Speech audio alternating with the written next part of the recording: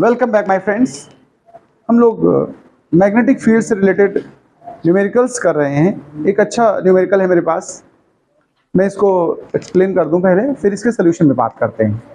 मैं एक बार रीड कर रहा हूं अपनी बुक से, आप सुनिए पहले इस क्वेश्चन में है क्या, ध्यान से सुन लीजिए फिर एक्सप्लेन करता हूं। The question is says that a uniform magnetic field of 6.5 Gauss, यानी क्वेश्चन में आपको गिवन है मैग्नेटिक फील्ड 6.5 गॉस। यूनिफॉर्म का मतलब होता है डज नॉट वेरी, मतलब पूरे स्पेस में एक जैसी वैल्यू है। Is maintain in a chamber, इस मैग्नेटिक फील्ड को किसी चैम्बर में या किसी पर्टिकुलर स्पेस में मैनेज किया गया है। An electron is shoot into the field, एक इलेक्ट्रॉन बहुत तेजी से उस फील्ड के अंदर आता है। शूट मतलब समझते हो जैसे बुलेट शूट करते हैं, उस तरह से इलेक्ट्रॉन गन से आ रहा होगा। अच्छा, इलेक्ट्रॉन वर्ड यूज कर लिया तो हम लोग को बताने की जरूरत नहीं है कि इलेक्ट्रॉन का चार्ज कितना है और मास कितना है, तो अपने आप जानते हो आप। अगर कहीं चार्ज की नीड पड़ेगी तो इलेक्ट्रॉन का चार्ज कितना लेते हैं आप, 1.6 10⁻⁻19 कूलम, वो भी निगेटिव। अगर मास की नीड होगा भी बाय द वे तो 9.1 10⁻31 kg। ओके, अगर जरूरत होगी तो हम ऐसा लेंगे। आगे सुनिए, विद स्पीड ऑफ 4.8 10⁻6 मीटर पर सेकेंड, इसकी जो स्पीड आपको गिवन है वो है 4.8 10⁻6 मीटर पर second, normal to the field. Normal का सेंस होता है परपेंडिकुलर, तो इसका मतलब एंगल कितना गिवन है तुमको यहाँ पर 90 डिग्री। ठीक है, क्वेश्चन हमसे फाइंड करने के लिए कह रहा है determine the radius of the circular orbit, ये जो सर्कल पे ट्रेवल करेगा, क्योंकि नॉर्मल इंटर करेगा, तो जब आपको पता है चार्ज पार्टिकल अगर किसी फील्ड में नॉर्मल इंटर करता है तो वो सर्कुलर पाथ में ट्रेवल करता है। इसकी रेडियस फाइंड करिए, पहला पार्ट। फिर इसकी फ्रीक्वेंसी फाइंड करिए, सेकंड पार्ट। और लास्ट में कह रहा है ये बताओ कि क्या फ्रीक्वेंसी वेलोसिटी या स्पीड पर डिपेंड करेगी या नहीं करेगी, जो भी है। चलो एक एक बात करते हैं। डेटा मैंने आपके सामने लिख दिया है। एक बात ध्यान रखना, यहां मीटर पर सेकंड है और गॉस मतलब सीजीएस यूनिट होती है। गॉस क्या है, मैग्नेटिक फील्ड की सीजीएस यूनिट है। एक रिलेशन है, अगर आपको पता है तो बहुत अच्छी बात है, नहीं पता तो लर्न कर लीजिए। 1 tesla is equal to 10⁴ gauss. तो चूंकि गॉस हटाने का मन है मेरा, तो अगर मैं 1 गॉस कहूं तो मुझे क्या लिखना पड़ेगा, 10⁻⁻4 टेस्ला। तो यानी बी को हम लोग जब यूज करेंगे, ध्यान रखिए, तो हम सीधा 6.5 नहीं यूज करेंगे, 6.5 10⁻⁻4 टेस्ला बना करके ही यूज करना है मुझे। बाद बाकी डेटा इनकेस में गिवन ही है।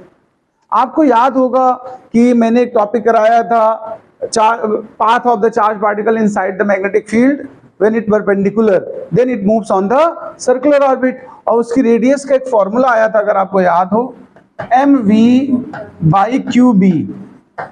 ये रिलेशन होता है, आपको लर्न होना ही चाहिए। हमें यहाँ जो रिक्वायरमेंट्स है वो देखो, मास की, वेलोसिटी की, देखो चार्ज की और फील्ड की। अब देखो हमें इलेक्ट्रॉन का मास ऑलरेडी पता ही होता है, कितना पता होता है, 9.1 10⁻31। वेलोसिटी हमें यहाँ गिवन है 4.8 10⁻6। अच्छा, चार्ज 1.6 10⁻⁻19, इलेक्ट्रॉन में इतना ही तो चार्ज होता है।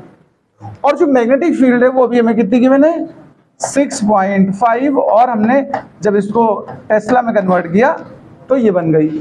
देखिए टोटल डेटा आपके पास आ चुका है, अब इसको सिंप्लीफाई करना है। अब आइए सॉल्व करने की बात करते हैं। जब हम लोग सॉल्व करना स्टार्ट करें तो सबसे पहले डेसिमल फाइंड कर लो।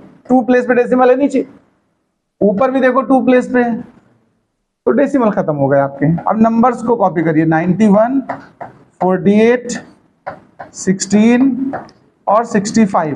ठीक है, पावर जरा देख लीजिए, ऊपर कितनी है, माइनस का 31 प्लस का 6, नीचे की पावर ऊपर ले चलो, प्लस का 19 और प्लस का 4 बनेगा जाके कि नहीं बनेगा, बताओ। अब इसको तुम्हें सॉल्व करना है, 16 1 जा और 16 3 जा, क्यों भाई जी, 3 1 जा 3 और 9 3 जा 27, क्यों भाई साहब।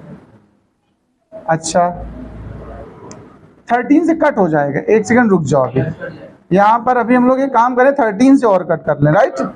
देखो 13 5 जा और 13 7 जा 7 3 जा 21 अपान में क्या बचा 5। आओ पावर का हिसाब किताब निपटा लेते हैं। प्लस का 19 और प्लस का 6 करोगे तो 25 हुआ, और प्लस का 4 29 और 31 तो माइनस का 2 बनेगा।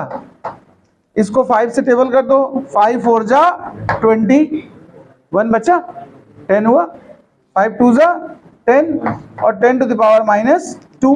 और हमने निकाला क्या रेडियस, क्या निकाली है रेडियस की यूनिट हमें क्या लिखनी चाहिए मीटर्स, या तो हम ऐसे मीटर में लिख दें देखो, या -2 हटा दो तो क्या बन जाएगी ये centimetre. As you wish so you do, आप चाहें तो मीटर में आंसर छोड़ दें और चाहें तो सेंटीमीटर में। एक हमारा पहला पार्ट फिनिश हुआ, रेडियस निकल आई। अब हमें क्या निकालना जरा हम बात करते हैं। देखो अगले स्टेप पे हमें पता करनी फ्रीक्वेंसी। अगर आपको फॉर्मूला याद है तो बहुत अच्छी, सो फॉर सो गुड। नहीं याद है तो मैं आपको बता देता हूँ कैसे आता है फ्रीक्वेंसी का फॉर्मूला। वैसे फ्रीक्वेंसी होती क्या है कोई बताएगा मुझे? Frequency is equal to 1 by time period. Time, अच्छा एक ऑर्बिट पूरा करने में जो टाइम लगता है उसी को टाइम पीरियड कहते हो। तो एक ऑर्बिट पूरा करने में जो टाइम लगा वो टाइम पीरियड हो गया। और डिस्टेंस कितनी कवर होगी 2 पाई आर, स्पीड कितनी रही होगी v, तो टाइम पीरियड का फॉर्मूला हो गया 2 पाई आर अपान v। बोलो बच्चा, इसका रेसिप्रोकल कर दो, देखो तो क्या बना v अपान 2 पाई आर। अब एक सेकंड सुनना जरा, अभी r इज इक्वल टू क्या सीखा तुमने mv बाई qv, यही तो सीखा है। यहां पर r की वैल्यू क्या पुट कर सकते हो आप, r रख दो, तो v बाई 2 पाई r की जगह हो गया mv बाई qb। ध्यान से समझना, v से v कैंसिल, तो क्या बना qb अपान, ये फ्रीक्वेंसी का देखो फॉर्मूला बन गया। अगर आपको लर्न है तो बहुत अच्छी बात है, और नहीं लर्न है तो बना लो यार, ठीक है। हमें लेकिन वैल्यू भी चाहिए। चार्ज पता है मुझे, b पता है मुझे, मास पता है, पाई तो आप जानते हो।